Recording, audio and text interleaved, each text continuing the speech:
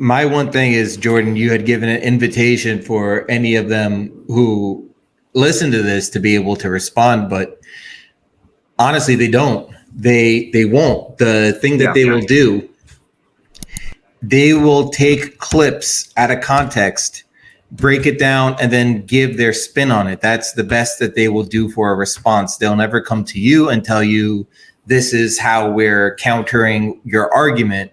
They'll only do it to the members, give them a little bit so they think that they know what this video is about. They did it when it came to that special that was on featuring one of the missionaries and her family on, I believe it was like NBC. And they spoke about Michelle on that one as well.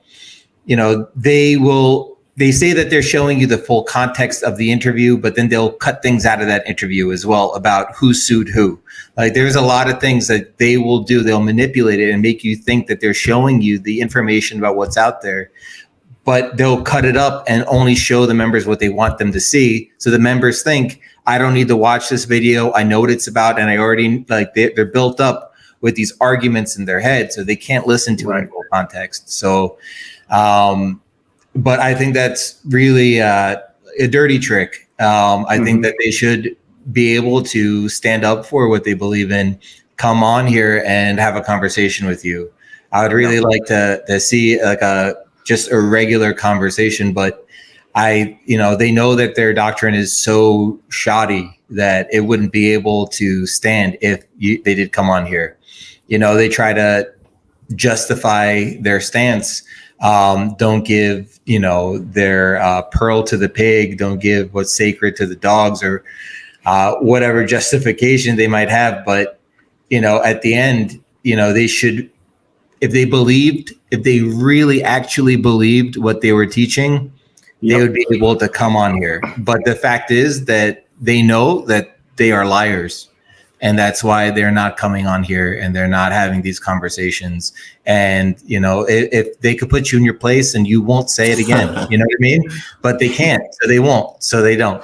I wanted to mention really quick about Anthony's point there, about how they kind of will hide and refuse to come on and just have a dialogue. We don't even have to call it a debate or anything like that. Just come onto a video and let's express in a respectful way our different perspectives on these things and allow people to hear both sides presented. But it in Acts 18:28, it talks about Apollos, and it says about him that he powerfully refuted Jews in public debate, proving from the scriptures that Jesus is the Christ. So this is something that we have an example of, people doing. Paul would do the same thing. It talks about how he would go out in public and, debate with the Judaizers and stuff like that, proving from the scriptures that what he was saying was accurate. And so the WMS talks about the importance of, following the example of Jesus and the apostles. And so I would just say, well, put your money where your mouth is and do what they did. Because if Apollos or Paul were given if they're on the side of truth and we're on the side of error and we're giving them an invitation to come on and discuss these things, I think they would take us up on that offer. And so the question is, why WMS members are you not willing to do that? And especially the leaders. There have been members, that have been willing to come on. Edgar. But Edgar came on. Yeah, right. That's right. I have something to add that I wanted to mention before I cut off. So I had told you guys a little bit about it, but we never got a chance to talk about it. A week ago, I actually ran into the overseer, the missionary of the Wichita, Kansas church at a Walmart by my house. And this is the first time since I've been out that I've ran into anybody really, from the church. And it was amazing. And the reason I'm going to mention this is because I told him that I was going to mention this on the next video that I would make. So shout out to him. When me and my wife were shopping, the funny thing is a member approached me and began to preach to me. And, Really? it was funny because he knew me, but he didn't know me very well. It was right before I left, and he was a newer member. So when he saw me, he remembered the face, and he approached me. And so he began to, call me brother and say, I want invite you back to Zion, and I miss you. And we had a very nice conversation, kept it very respectful. And when it got to the, part of the doctrine, I began to tell him, hey man, I don't know if you know this, but, I don't believe like that anymore. And I'm actually helping people get out of there. And I would like to, dialogue with you. So we started talking a little bit. Then I saw somebody standing, at a distance. You get that feeling like somebody's, watching you. And I look, and they kind of, hide. And then a few minutes later, as I'm talking, I look and I see another, I see it again. Somebody's standing right there, kind of at the distance, looking hiding at in the shadows. Yeah, hiding in the shadows, right? But it was you could tell, he was an Asian man. And you could just tell from what he was wearing, looking at the conversation. I was like, this has to be the new overseer leader here in Wichita. So, I signal for him, and he comes over, and, I introduce myself. I shake his hand, and we begin to conversate. Well, right off the bat, after, I mentioned a few things about, where I believe that they're not, correct in gospel, who Christ is. He asked me if I was related to someone in the church. I won't mention that person's name. I said yes. And as soon as he connected the dots of who I was, it's like his face just turned. And so, I told him, I said, listen, I honestly, I would love nothing more but to have a conversation with you. I was like, where we could sit down. I was like, we can debate, we can talk. And he says, oh, I don't want to, I don't want to debate. Debate is like made it sound like debate was a bad thing. And I said, debate is not debate. They have debate classes, the presidential debate. You're just getting your point across. We could call it whatever. He was like, would you be interested in a Bible study? I said, yes, of course. I was like, but it depends also what you mean by Bible study is not me just sitting down and just hearing everything you have to say. It takes two parties, right? I want to be able to dialogue with you, but I think that would be great. And I want to sit with you. I want to, let's talk. Let's debate. He said, will the media be involved? And I said, listen, that would be great. If you want the media involved, I said, you could call the news, you can call whoever you want to call. I said, you could record it. I can record it. I was like, or if you don't feel comfortable, it can be just me and you in a room, Bible to Bible. Let's conversate. And this was in front of my wife and in front of the member of the church. And there was also a few people standing just, hearing eavesdropping, hearing what we had to say. So there was witnesses. And he says, no, I don't want to do this. I don't want to do that. And I said, okay. I said, is there a reason why? And he said, there's no point. And I said, you guys approach me, to study the Bible. I'm accepting the invitation. Why won't you? And I said, think about all the members that you could be helping, that all the people that I'm talking to, that the people that I work with are talking to. And I said, and they're on the fence, and this is your chance, right? Doesn't the Bible say, to be a good shepherd, you have to protect the sheep? Well, this is the chance. This is what the Bible commands us to do. Like you were quoting, Jordan, Apollos, right? And he was publicly debating. Paul would go into the synagogues and he would reason with them from the scriptures, right? Proving that Jesus was the Christ. This is what the early church did. And I said to him, I said, will you please do this with me? And he said, no, I won't.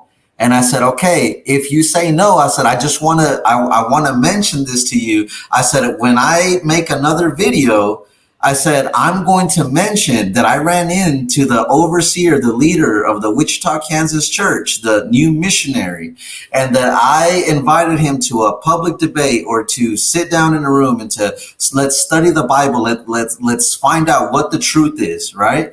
And he denied it. And he said, no problem.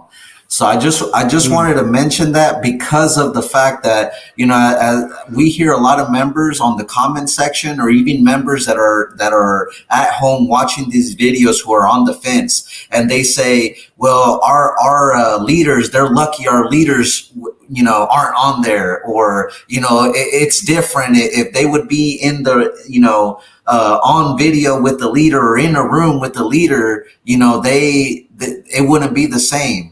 In reality, the leaders don't want to meet with us. They don't want to conversate with us, even in private. Yeah. Right. And there's a reason behind that. And it's very important. Don't idolize these men as if they were God, or if they have, I'm not saying we're sinners. We're on the same playing field. It's not that we're superior to them or anything like that. But truth is truth regardless, right? So truth cannot be harmed by investigation. In other words, it's not us. I'm not the one who made the truth, or that person's not the person who made the truth. Truth is truth. Truth is in the Bible. The Bible says in John 17:17, sanctify them through the truth. Your word is truth. So no matter who spins it, when two people sit down with two different points of view, two gospels, you use one Bible, truth has to prevail. The reason that they don't do that should raise a red flag to anybody watching this. Yeah. And that's just something I wanted to mention. It just, again, as we say all the time, if you have the truth, as confidently as they claim, they have the truth. Nobody else has it. They do. One true church of God, restored the Passover, restored the new covenant. If that is true, and if the things we are saying on these videos for the past 4 or 5 years are false, the fact that none of the leadership is willing to come on here publicly and just explain to us what is it that we're saying that is false. It's very easy to go into the comment section of a video and say, that was all a lie. You're all like the Pharisees, see you in hell kind of idea. Which is the bulk of the comments we get. And that's cheap. That, like, anybody can do that. Anybody can say that. But if that's true, talk with us and show us what is it that we're saying. What in this very video, what's something we've said that is not accurate? That is a misrepresentation of what the Bible says. What are we missing? We are open to having you point that out to us. And just to that overseer, if by chance the overseer in Wichita might watch this, I want you to know, to him and other leaders, like I understand that your doctrine and the things that you've been taught cause you to look at me right now and see horns and a spiky tail and red skin. I know you see Satan right now, because you've been trained, you've been conditioned to see all of us that way. And I'm sure, Edgar, that's a bulk of the reason why he wouldn't do it with you. It's like you've been demonized in their eyes. You've basically smear campaigns, I think, is what the WMSCOG doctrine basically is about anybody like us who offers a critique to some of the things they teach.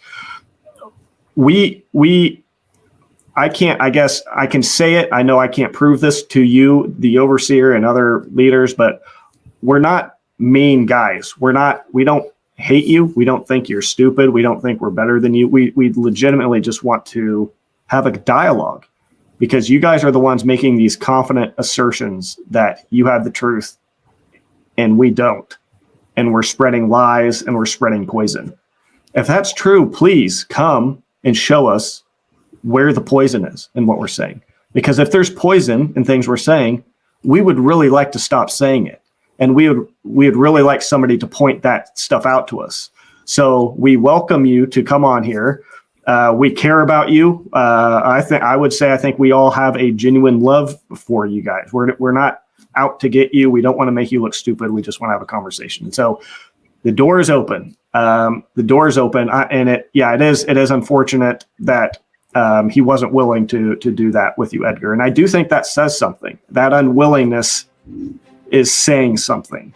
It's pointing, indicating, I think, an underlying lack of confidence, assurance, really knowing that they have the truth. I mean, that would be at least my initial evaluation of why somebody in that situation would refuse to just talk with you.